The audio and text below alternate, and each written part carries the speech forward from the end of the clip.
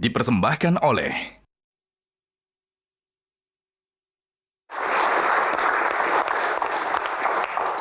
Ya, kembali di Q&A masih bersama Bang Otto Hasibuan. Abang setuju nggak sih bahwa hukum itu tajam ke bawah, tumpul ke atas?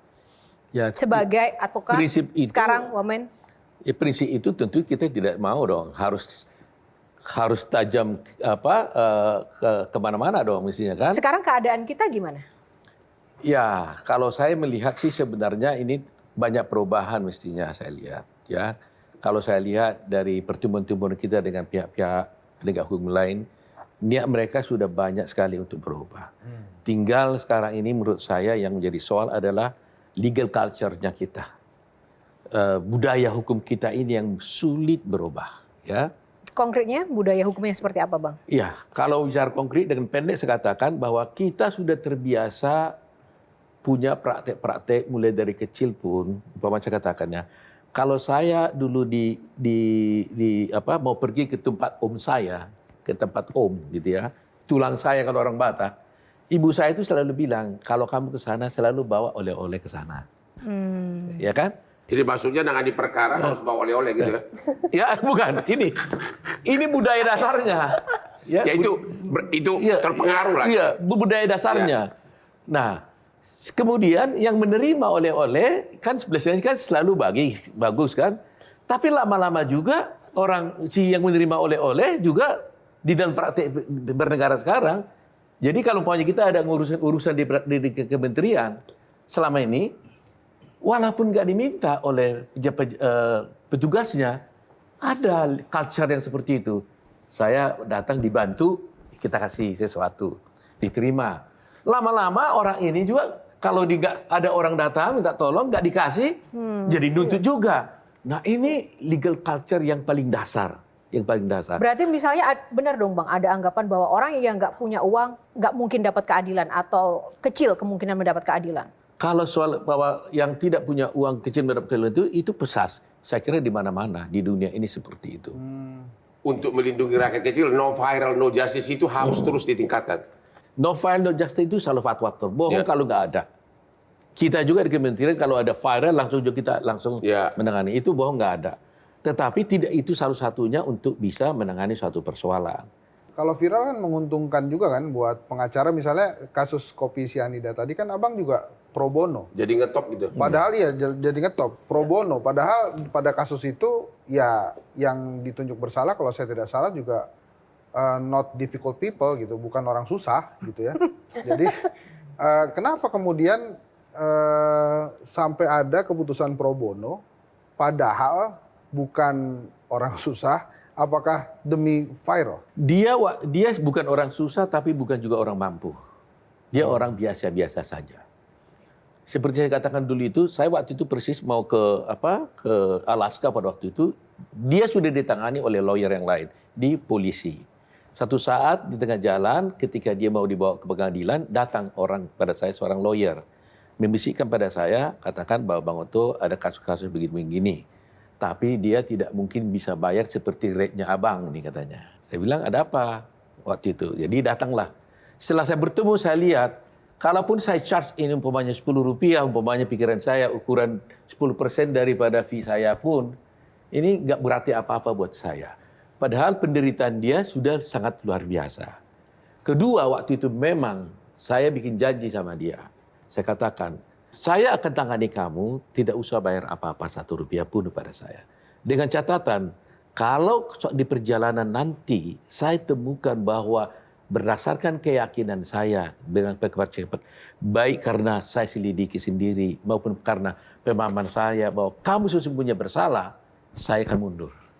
Kasus ijazahnya Pak Jokowi lah. Kan yang menangani anaknya Prof. Foto kan? Iya. Itu bagaimana kan? Prof ada di kekuasaan, ini yang menangani anaknya, itu tidak ada konflik of interest atau gara-gara ini yang penting viral nih, anak saya bisa viral nih kalau pegang ini. Itu gimana perasaannya? Saya kira nggak ada konflik ya, karena kita udah terbiasa begitu ya. Tahun 2023 waktu kalau saya tidak salah Pak Jokowi kan masih presiden. Ya. Saya diminta menjadi pengacaranya Pak Jokowi bersama tim yang lain, termasuk Yakub juga di dalamnya. Ya. Saya tangani sampai akhirnya saya menjadi diangkat menjadi pejabat, ya. Nah, tentunya setelah itu saya berpikir ada muncul lagi kasus. Dulu kan kasus ini kan sebenarnya kan sudah selesai, naik turun. Kita digugat di pengadilan selalu kan selesai gitu. Ya. Gak ada hasil dari gugatan mereka. Berhasillah kita lawan kan gitu. Nah, akhir-akhir ini kan muncul. Nah, waktu itu ya kita bilang kepada Pak Jokowi silahkan pilih. Iya.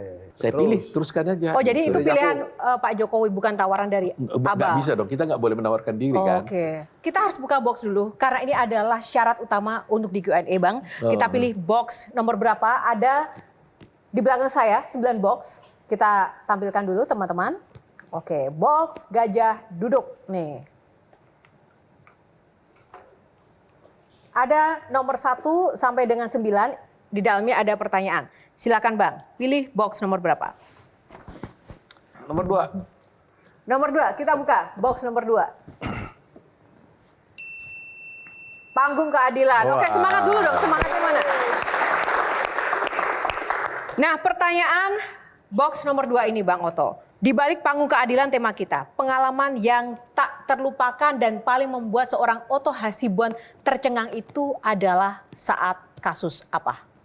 Jessica itu betul-betul memang satu kasus yang mencengangkan saya.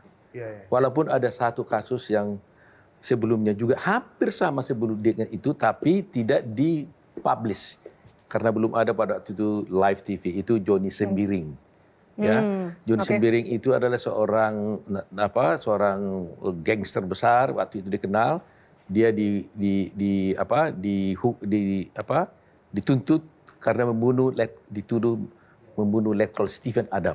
Jadi militer pada waktu itu. Tapi kasus Jessica itu betul-betul saya mencengangkan karena ya biar bagaimanapun saya harus mengatakan sampai sekarang harus berani saya mengatakan bahwa saya tidak yakini dia bersalah. Tapi dia dihukum. Oke. Dan itu saya anggap sebagai hutang profesi. Hutang profesi. Hutang profesi itu. Box kedua, nomor berapa pilihannya Bang? Nomor 7 lah. Oke, nomor 7 ya. Kita buka box nomor 7. Salah sangka. Nah, pertanyaannya Bang Oto. Setelah Jessica Wongso tadi yang disebutkan, yang paling berkesan kasusnya, akhirnya punya mantu Jessica Mila.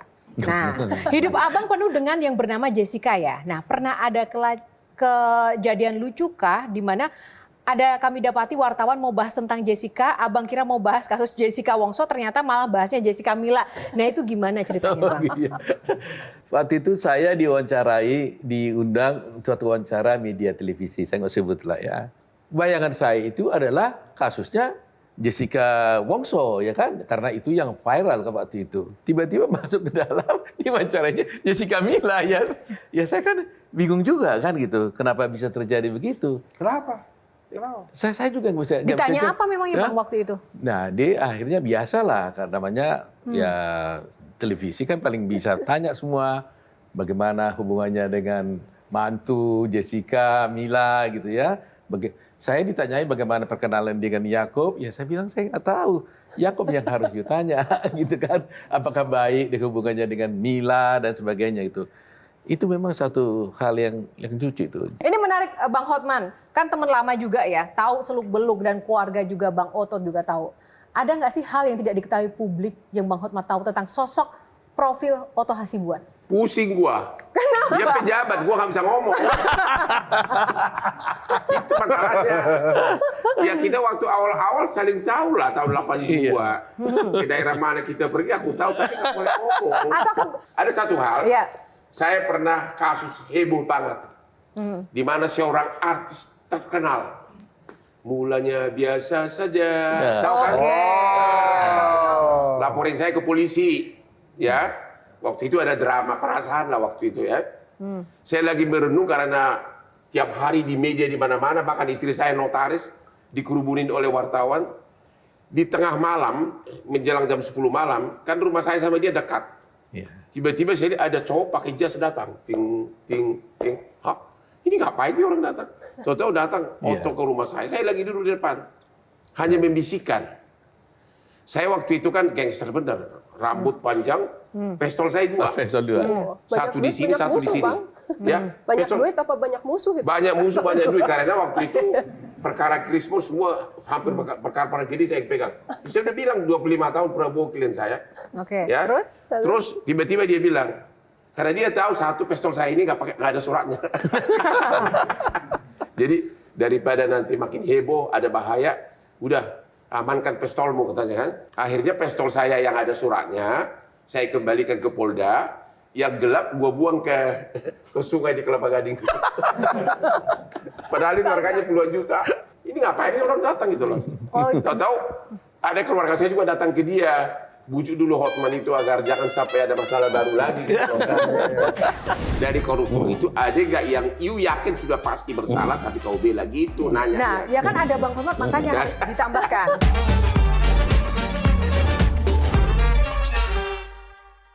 Dipersembahkan oleh